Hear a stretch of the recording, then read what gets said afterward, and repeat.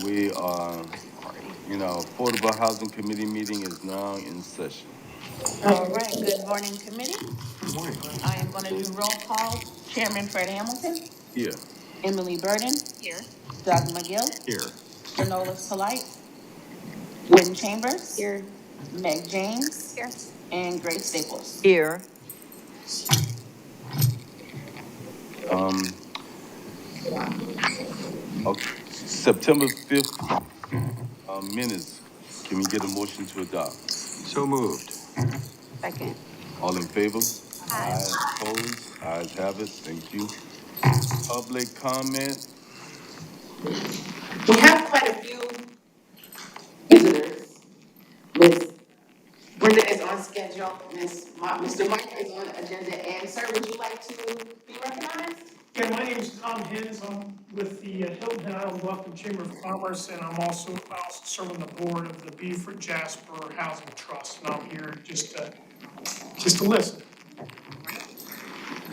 Thank you for being here. I'm Heather Raff, and I'm here with Habitat for Humanity. Thank you for being here as well. Right. So I'll move us into our budget for the month.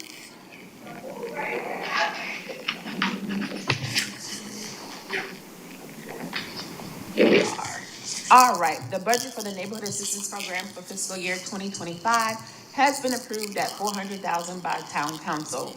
An additional $144 was added to the budget by a grant awarded to the program by Beaufort Jasper Housing Trust on August 22nd. I submitted our first set of work that we have done with those funds. That set of work was submitted on October 15th in order for us to get our first transfer. So I got an email this morning from Jennifer from the Beaufort Jasper Housing, and that wire was made on yesterday. So $50,000 is on its way in. It wasn't one lump sum of 144. As we did the work, the money will be put back into the pot. Okay? Great. So that brings the 2025 fiscal year budget to $544,000. 19 homes have been, 19 homes have received home repairs at a total of $115,991.53 to date. 6 homes have been serviced for septic pump outs or plumbing services at a total of $3,224. 1 home has been serviced for tree service at $200. 5 homes are currently being serviced for repairs and or waiting on estimates to be submitted. 3 homes will be visited by town building safety to inspect home repairs requests in the next week. And I am going out with building safety for those 3 homes on next week. On Saturday, October 12th, the town of Bluffton Fire Ship District hosted a smoke alarm blitz in the Brenda Woods community. I represented the Affordable Housing Committee. We installed 114 10-year smoke alarms and was placed in 33 homes. This was a successful event, and all organizations involved are looking forward to working together again.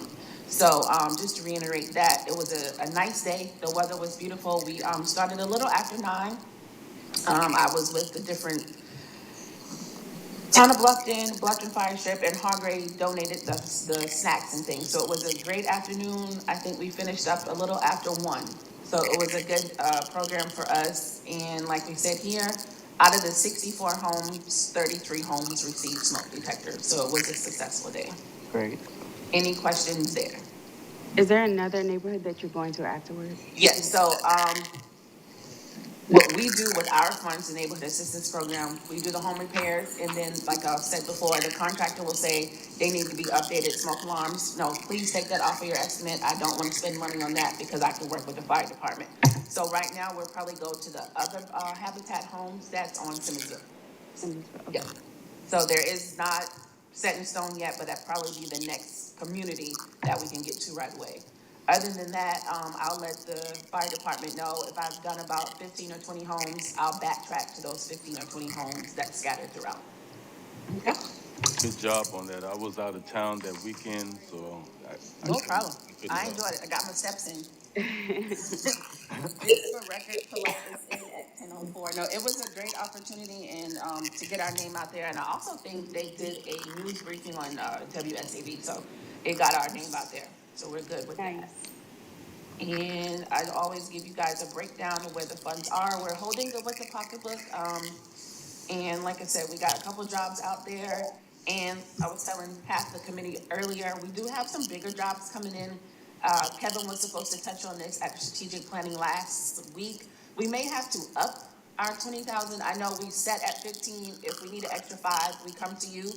We haven't been needing to get to that extra 5, which makes it 20, but we are seeing some bigger jobs. So we might want to discuss upping, that 20,000 off the bat, but if we need an additional 5 to make it maybe 25, since we have the funds, we can go there. It's not set in stone yet, but it's an idea for you guys to kind of think about.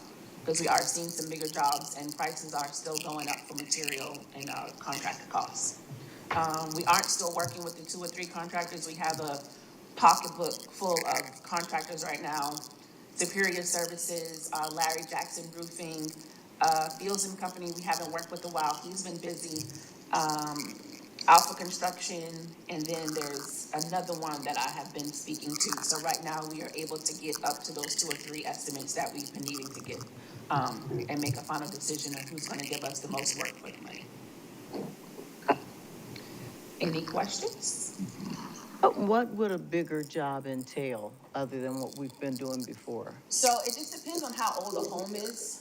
If you have a roofing job, you have to do a whole new roof, and because of the roofing job, you have to come in and do interior ceiling work. And we have found that sometimes that ceiling work has gone into the walls, so you have to look at electrical. Electrical is not in our scope of forms, but if you take something apart, you definitely have to put it back. So you're looking at electrical when it comes to the wet ceilings and different things like that. We've done a lot of plumbing jobs lately. So I don't know if it's the number of people in certain homes or what's backing up with plumbing, but we have been doing a lot of plumbing. Knock on wood, we haven't been doing any septic because I think all of our septic jobs are now tied in and we're done with that. So round of applause, our septic jobs have cut, but then we've picked up other plumbing issues. So, yeah, you drop one, pick up another one, but we have the funds. So we're trying to utilize everything that we have. You know you're becoming a general contractor now. I need to go. I've been trying to go back to sales to figure out and try to start a side hustle myself. So I follow the building instructor, the building safety, and then I follow the contractors when I go. So put on my hard hat and my work boots. It's fun. Well, congratulations. You're doing an excellent job. There she is. That's that. Any questions? More questions?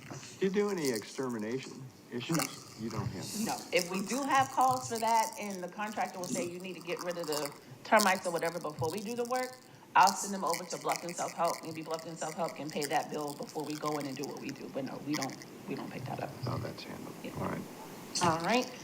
There is one item on the schedule that we need to look at before we move on.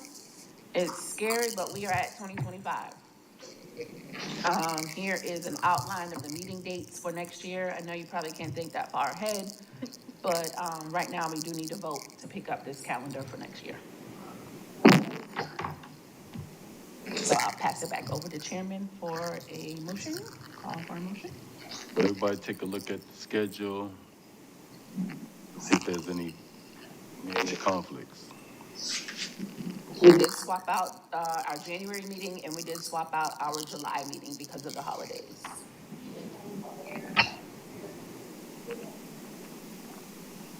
Hearing none, is there a motion to accept the meeting dates for 2025? So moved. Second. All in favor? Aye.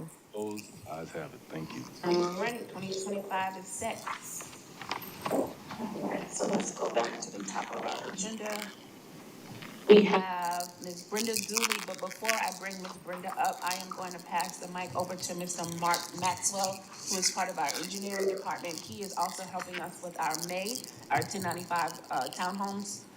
Not much of an update, but he has an update, and I'll let you give him all your questions because he knows more than I I wouldn't go that far. Listen, as Vicki said, my name is Mark Maxwell, and I'm a project manager with the town, and Heather Cohen, the assistant town manager, tasked me with helping to move this project forward at the May.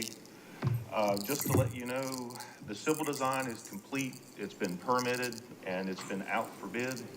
The developer reached out to a number of different contractors and did not get much of a response, but he did get one that responded with some pricing, and it came in high as everything else has been here lately, so he is in negotiations with the contractor trying to get the pricing more in order. So as soon as we get something from him, we have the financing is in place to move forward as soon as we can get a contractor on board and started on the grading work. But as far as that goes, I mean, that's basically the update. The vertical design is underway. It should be complete shortly. But we're just waiting to get started as soon as we can get a contractor on board to do the work. What do you think's the reason that we're having trouble getting contractors to bid on this? What I was told was right now there is so much commercial construction going on that nobody needs work. So it's hard to find. Bandwidth more than anything else. What's that? Function of bandwidth more than anything else. Yeah, so they reached out to a number of folks and reached out to all their contacts, folks that could do it, and just one person, I think he said 6 people, 6 or 7 they reached out to, only one responded. And is that's on them to do? It's not like a town RFP? The town is paying for it, but through the contractor or through the developer. So the town has a contract with a developer to build this project, and we are financing it. The first, I can't remember right off the top of my head how much. They already had a builder, like a part of the team. Yes, they do. Okay. Yeah. But they're So what kind of contractor are we looking for? a civil grading contractor Okay. to do the water, sewer, conduit for the power, all that kind of stuff. But as far as the vertical, yes, the vertical construction is part of the team. Okay.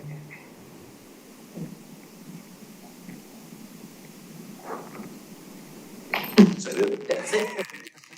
Any other questions? Any other questions? Thank you. Thank you, sir. All right, so that's that, not kind of what we wanted to hear, but this is an update on what we have there. I am now going to pass the mic to Ms. Brenda Dooley from the Habitat for Humanity. Good morning. Morning. Thank you all for inviting me to come back and give you an update. It's been probably a couple years since I've been before you all, and I see some new faces on this committee, so I'm happy to be here. It's been an exciting couple of years, actually. There's a lot been going on with Habitat, so I'm happy to do an update for you and let you know what all we've been up to. The biggest thing is we went through a merger. So we've come through the first year of a merger of the 2 Habitat affiliates that were in Beaufort County. We are now 1 affiliate serving all of Beaufort County and all of Jasper County. So it's been an interesting year, and fortunately we had a great board of directors and a great staff team that made it all go very smoothly. So in total, between the 2 affiliates, since 1990, we've done 181 homes, and we have families that we're serving in those communities that are living here, working here, shopping here, paying their taxes here, and are very engaged in their respective communities. So we're very proud of the families that we've been working with and able to serve. So because there are some new faces here, I just want to do some basic overview of the Habitat program. And this really takes it to the basics. It kind of oversimplifies our program a little bit, but gives you kind of an idea of what it takes for us to keep our program going. One is volunteers. We are very fortunate to have volunteers, some that come out every week. If Wednesday is their day to come out and work on the job site, they're there every Wednesday or they're out of town. And then those experienced volunteers can help us lead those inexperienced volunteers that show up every once in a while or come out to help every now and again. Donors, again, we're very blessed with donors. Our funding comes from many different sources, including government. I wanted to just point out a couple of things where we've had recently working with our governmental agencies. From the state, thanks to Senator Tom Davis, we were able to get $2 million to help us with a project that we'll be working on out by Hardyville, where we have 161 acres that we'll be building homes on. And then we just recently worked with the town of Hilton Head, and they set aside $500,000 for us to purchase land on Hilton Head so that we can build housing on the island again. And then, of course, it takes families, and unfortunately, there's no shortage of families. We all know that. I've been listening to your meetings where you've had a staff member talking about the struggles she's gone through, and I hope you were able to get her in a home finally. Yes, ma'am. We hear those stories all the time. We start our process with an informational meeting. We have the families come in and learn about the program. The last time we had 200 families that came in to hear about our program, we selected 10. Now, granted, when they come to that informational meeting, some of them realize they're not ready yet to be part of the program, so they don't all apply. But we did have about 40 to 50 families who did apply, and we were able to select 10 at that time.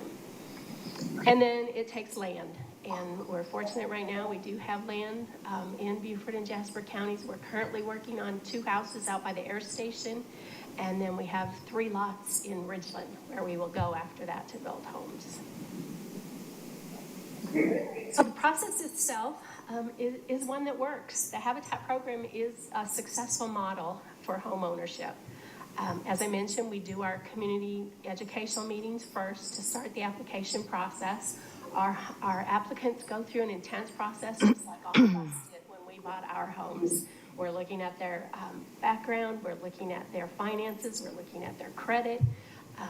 The one thing that's unique to us is we do a home visit. So when you've got 50 families applying and you can only select 10, we kind of have to be able to look at who's got the greatest need at that point. And one of the ways that we can do that is actually go to that home and make a visit. So we have volunteers who will go out and do a home visit also. Then once they come into our program, it's not a quick fix. It takes our home buyers about a year to go through our program because they have those sweat equity hours that they have to do. And, it takes us a little while to build a home also. They will, if it's a single applicant, they will have 300 hours of sweat equity that they do. That includes working on their own home, working on others' homes. They can volunteer in our restore to get those hours. They also have to take home workshops, mandated workshops that they have to participate in. We want them to be successful in our program. So we're teaching them about budgeting. Most of them have never done a budget before. We're talking about credit. We're talking about predatory lending, insurance, buying insurance for this new asset that you have. And home maintenance, I have to remind them over and over again, Habitat will not be your landlord. You are buying this home from us. So we teach them skills, first of all, how to use some of the power tools and how to do some of the things. And then what are the things you shouldn't do? What are the things where you should call in a professional to do it? And that takes them back to that budget. You need a budget for those kind of things. So we're trying to set them up for success before they get into that home. And then once they've completed their sweat equity and we've completed their home, or all of us together have completed that home, they will have a mortgage to Habitat. They pay their mortgage payments to us. It's a 0% mortgage that's set up so that their payments will not be more than 30% of their household income. And then they will have a silent second mortgage. So we get an appraisal on the home when it's done. The first mortgage that they will pay back to us represents what it costs us to build that home. The second mortgage will be the difference between the two, as long as they stay in the home. It's their primary residence. They're making their monthly payments. They're doing all the things that their mortgage requires them to do. That silent second will go away. They pay it with time. It goes away over time. So we are looking at our traditional way of doing things, obviously, and I heard some of you talking before this meeting. We have to be more creative in what we're doing and how we're serving our families. So we have to go beyond that one house at a time, single family, new construction approach. We have done, when I was working at the affiliate north of the Broad, we did some rehab projects, some foreclosed properties we were able to purchase and made those homes beautiful and sold them to families. We're looking at duplexes and townhouses, and I'll talk a little bit more about that later. And then we've done some repairs, and I'll share a little bit about what we've done there. Right now, we're mostly looking at minor repairs and exterior repairs, but we are expanding our repair program. And working with private developers and ways that we can provide mixed income housing developments. And I'll talk a little bit more about that later too. And we can work with families who own their own land and are living in a home that's just not beyond repair. They can't just do a repair or a rehab, or a mobile home that's just gone way beyond its life expectancy. Here in Bluffton, we've done 2 communities in Bluffton, starting back in 1997. We've built homes for 74 families. Most of those were built in Brendan Woods between 2000 and 2007. It's been since 2012 since we've built a new home in Bluffton. So we would love to be able to get back into Bluffton and do some work. 84% of those original homeowners are still in their homes, and almost a quarter of them have paid their mortgages in full. This picture I had to share, this is when we were working in Brendan Woods, some of the kids in the neighborhood. I would love to be able to recreate that. If I could find those kids and recreate that picture now, 20-some years later, I would love to do that. Oh, And then Miss Lily. She goes to my church. She goes to my church. That would be a start. We really need to do that. Repair projects, we've done repairs in Brendan Woods, quite a few repairs in Brendan Woods. As I said, they've been in their homes now 20 plus years. We've done 37 repair projects. Most of those were porches that were just horrible. Some of them I walked across and was so nervous thinking about parents carrying kids across that porch or groceries across that porch. It was so unsafe. So we've been able to replace a lot of those. Miss Lily is one of our homeowners. Miss Lily she's 94 or 95 now. Is she 95 now? Unfortunately took a spill off of her porch because it was getting in such disrepair, and we were able to replace her porch for her, and she is thrilled, as we all are. We want to keep Miss Lily safe. For those that are bigger projects, especially those roofing projects, we send them to Vicki. We keep her phone number very close and refer people when they're needing those bigger projects taken care of. And as she mentioned earlier, I do want to give a shout out to Bluffton Fire and the police who came in and did those installations of the smoke alarms. Our families in the community were so excited to have them come in and do that, and so appreciative. So this is our newest project that we've just completed. This is one of those examples of how we can partner with municipalities and private developers and Habitat. This is a partnership in Hardeeville, right on Main Street, where it started with the city of Hardeeville having some land that they wanted to do some affordable housing on. Farino, a private developer who agreed to build these units to sell to Habitat, and then we would sell them to our homeowners. So there are 10 units. If you see the 5 buildings there on one side, on the other side of the parking lot, there are 5 that look just like that in the parking lot in the middle. We'll be able to have 10 families next week close on their homes, and all of them be moved in time for Thanksgiving. We're very excited about that. Farino built the units. We purchased the units from them, and we're selling them to our homeowners, home buyers, just like we would normally. They still had to go through all of the Habitat requirements. They had to apply and be qualified just like anybody else. They'll have mortgages just like anyone else who goes through our program. The only thing that was a little different about this is because Farino was doing the units, they couldn't do as much sweat equity on their own units. Normally we require them to work on their own homes 40 hours. We waived that this time, but they did do some things. They were able to do some things on their own units that made it still theirs, and they're beautiful. We're very excited about this. So we're hoping that we can work with you all here in Bluffton to do some things. I mentioned that we've had donation of land. The Hardeeville land was donated. We've had land donated on Hilton Head in the past from the municipalities. We had that funding that the affiliated agencies processed in Hilton Head, where they were able to help us with funding the first that public-private partnership. If we can work together with a private developer who's going to be building in Bluffton, and we can be part of their program, we would love to be able to do that. And then, of course, just referrals of families who are in need of housing.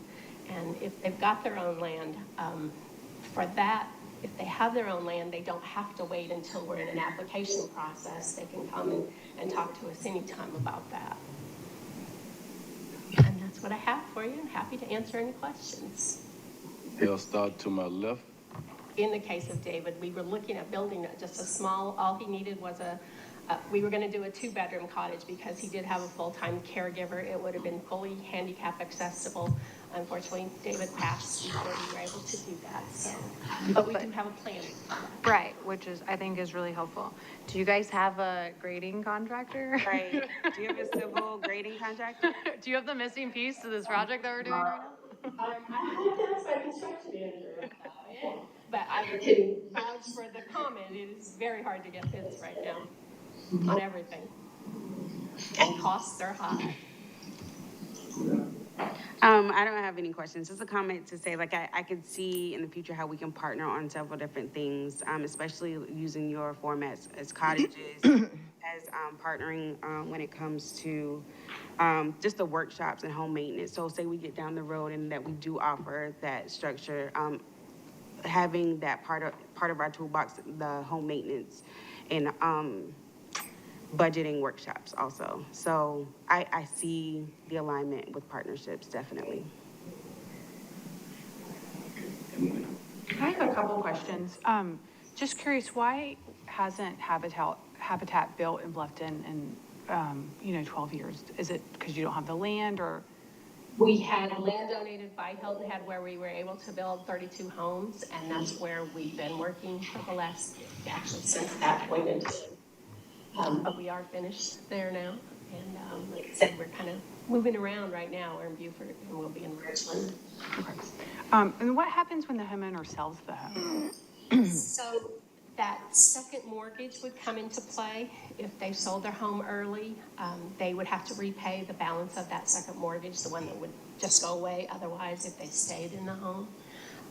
They have to come to us first. We have the first right of refusal.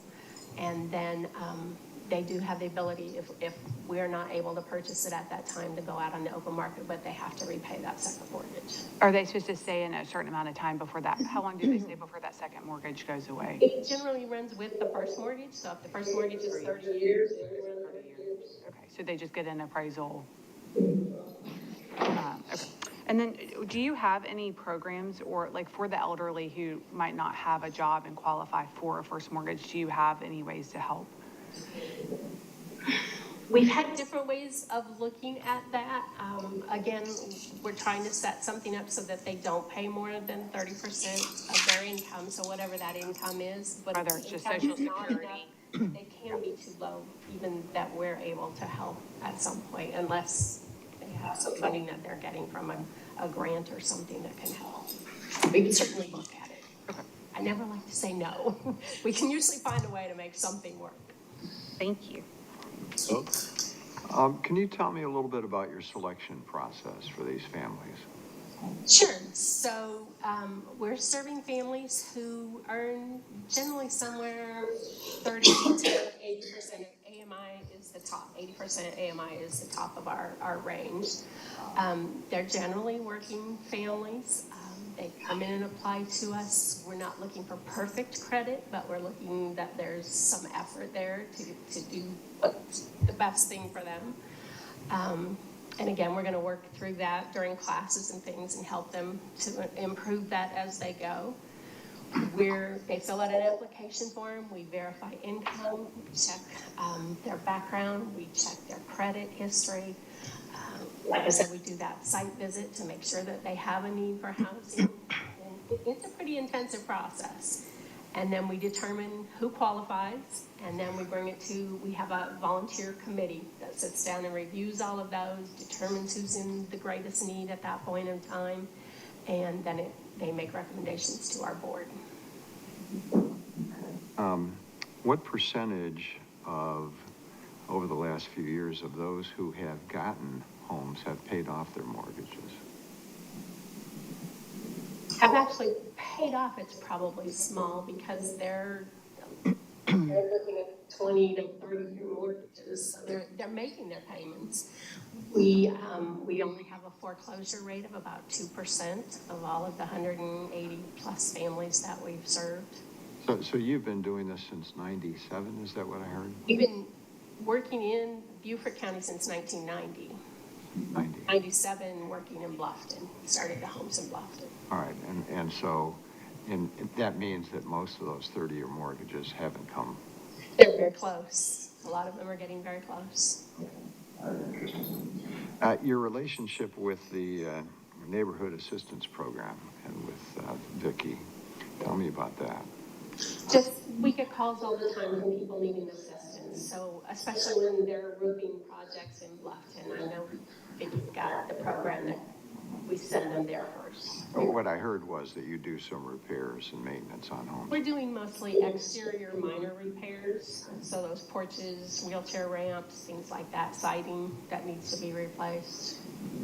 I'm curious if there's duplication of effort there. I don't think so. We don't do ramps. Neighborhood assistants, we don't do ramps. We don't do siding. We don't fix your fence on your, your screening on your porch. So they're doing the minor. To us, we're called minor, but it's major to them. So in your mind, there's a clear delineation there. Okay, good. One other question for Reno. Have you worked with them before? No, the town of Martinville, City of Martinville actually brought them to us to start that. I mean, I would suspect that it's hard to get a number of developers to do that kind of work. Is this the first time they have done something like that? It's the first time we've done something like that, I know, yeah. All right, so that's interesting. And the biggest issue in Bluffton, as far as you're concerned, is available land. I think so, yes. Good, thank you. First of all, congratulations, Ms. Brenda. This is just an outstanding presentation. I was on the Habitat Board with Pat Worth back in 2007, 2008. And what you've done so far, I mean, congratulations on the merger. I was really happy to hear about that because I know it's not, you were duplicating efforts. And thinking out of the box, because we didn't have all those alternatives in 2007. It was a house, and so I don't even know if we were working on personal land, private land, that the applicant would have. But it was interesting, you said you had 2% foreclosures. And I'll just tell everybody, when we were working on a few foreclosures during that time, because, the market was crashing, everything was going, and Habitat did everything possible to not foreclose on these properties. And I know that you're still doing the same thing. It just did my heart good to know that people could, didn't have to be turned out, especially given the circumstances of those times. One question I have is about mobile homes. Do you do on someone else's land, will you build a mobile home, or does it have to be a stick-built home? We have, for mobile homes, we've done, again, minor repairs, mostly building the stairs and things like that. The idea of that one-bedroom cottage that we have the plan for was a hope that maybe we could get rid of the mobile home and give them something better, something more permanent. I will tell you, next week I'm going up to an affiliate here in the state that is doing those container houses that I'm hearing are fabulous. So I don't know what your thoughts are on that, but bringing in those shipping containers and turning that into housing, I'm really excited to see it. Pictures I've seen, I'm way more impressed than I thought I would be, quite honestly. What part of South Carolina is that going to? Georgetown is doing it. Georgetown? So I'll have more on that next week after I've had a chance to see it. I think they've done a couple. Thank you, that's all I had. That was great. As you know, I'm very familiar with the Habitat product, but I'm also intrigued to see that you open up the opportunity to work with a developer. I know you haven't done that through my experience. That may, and that product looks very attractive. It's very nice, yeah. So when you get more information on container homes, you need to come back and share that with us. I'll be happy to. Okay, because that's, And we haven't closed on those homes in Hardyville yet, so if anybody wants to tour them early next week, I'm happy to take you out there and show them to you. What's the address out there? It's right on Main Street, I think it's 110 Main Street. Yeah, it's right when you're driving.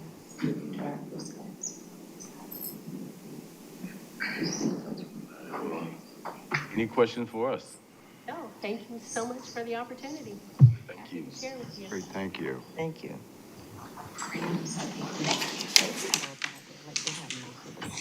All right, so that is what we have. Habitat, some options, and again, land, which Bluffton is kind of locked. There is no land options, but keep your eyes and ears open, even for the families that have land and would want to build on their own land. We did have another visitor that I'm happy to see, because I need to pull him to the side. Would you like to speak, Mr. Wood? Not to put you on the spot, but just public comment or anything? I do have a question.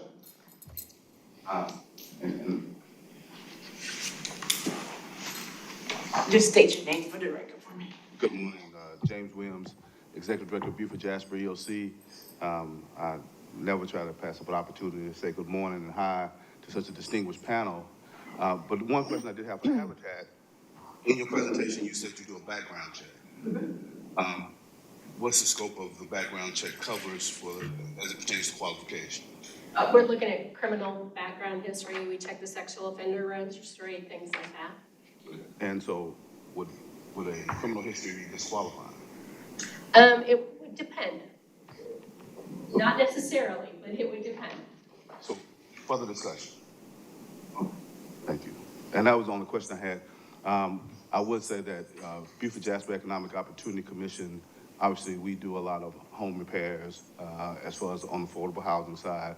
So one reason I stopped in was because I was very interested in seeing some of the challenges, things that Habitat was coming through, because we mirror some of those same challenges that they have throughout the community. And we all know that Bluffton is so neatly organized and constricted as far as land and availability for new development. One thing that we were interested in, how we can help sustain some of those existing affordable homes within the town of Bluffton that may need a little more major repairs that they don't cover. So we wanted to just kind of get some insight and move forward with that. And maybe we could, partner with this particular committee and trying to move forward with that as well. Do you do home repairs, like outside, like ramps and stuff for the homes also? Yes, we do. Okay. And we Can you explain the extent of that? Your repairs? So we partner with not only the State Housing Trust, but we also have a partnership with the Beaufort Jasper Housing Trust as well to do repairs. We also partner with the Federal Weatherization Program, which allows us to weatherize homes. And in this area, that's very formidable. What we are trying to spearhead as an initiative, as someone mentioned about mobile homes. In our community, mobile homes have there are vast numbers in our community, and a lot of these state trusts have such deep restrictions on the repairs to mobile home. So we're trying to spearhead an initiative to allow them to relax some of that criteria on the age and affordability of those mobile homes, to allow those repairs to be able to be performed on those mobile homes, because let's face it, in our low-income community, that's a huge issue. So, like I said, and anything that we can do with this committee to try to move those things forward within the town of Bluffton, we are deeply interested. Do you work with partnering counties? I know in Horry County, they have a longer list of weatherization that they can do. Have you partnered with them or visited them to see or do they mirror you? So we partner with all of the existing counties. EOCs, okay. So all the EOCs across the state, we collaborate with. Got it, okay. Mr. Chairman, anything? You can let them know that we have worked and partnered together on a project here. Now, we have done several projects and some very nice projects with the town of Bluffton already. in the Guthrie Road area. So, Okay. so we have a standing history with the town of Bluffton, and Nice. we're looking to expand that. Okay. Any day to go look at 2 more, right? Nice. Thank you. Thank you.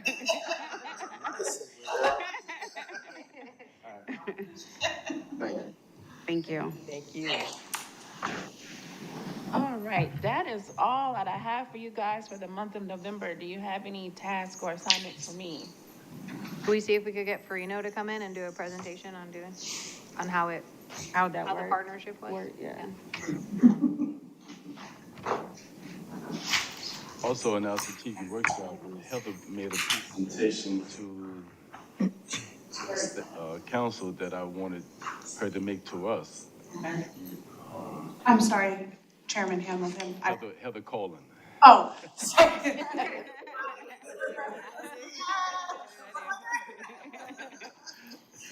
One that she made last week? Yes. Okay. Alrighty, I'll get on that.